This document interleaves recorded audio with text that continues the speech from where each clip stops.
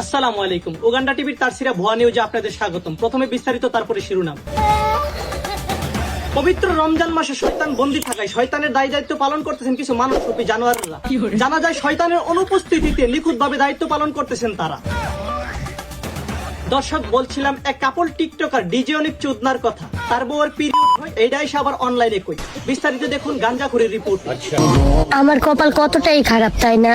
আজকে 7টা রোজা, এই 7টা রোজার একটা রোজাও রাখতে পারলাম না। কারণ আমার বউ এখনো অসুস্থ। আমার বউর জন্য সবাই দোয়া করবেন যেন তাড়াতাড়ি সুস্থ হইয়া বাকি সবগুলা রোজা রাখতে পারে।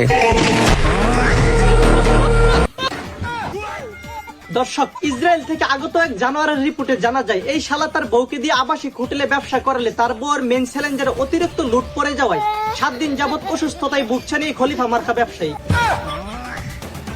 দর্শক, আমরা এতদিন জানতাম অসুস্থতার কারণে মেয়েরা রোজা রাখতে পারে না। আজ বিজ্ঞানী চুদলিং পং এর নতুন আবিষ্কারের মাধ্যমে জানা যায় যে অসুস্থতার কারণে ছেলেরা রোজা রাখতে পারে না।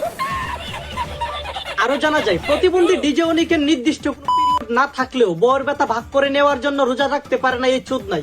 বিস্তারিত দেখুন জনি সিং নামে অনিকের রিপোর্টে। এতদিন অসুস্থতার কারণে আমরা একটা রোজাও রাখতে পারিনি, কিন্তু আজকের রোজাটা আমরা দুইজনেই রাখছি। সবাই আমাদের জন্য দোয়া করবেন যেন বাকি সবগুলা রোজা রাখতে পারি।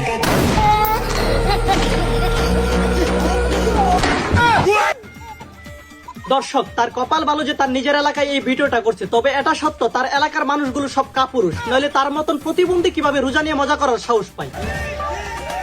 দর্শক, আমার আর খবর বলার সময় নেই। আপনাদের কি মতামত আমি কমেন্টে দেখতে চাই। আমি যদি এই প্রতিবন্ধী শালারে পাই, তার মাঝখানের ঠ্যাংটা ছিড়ালাম, এটা সত্যি কথা ভাই।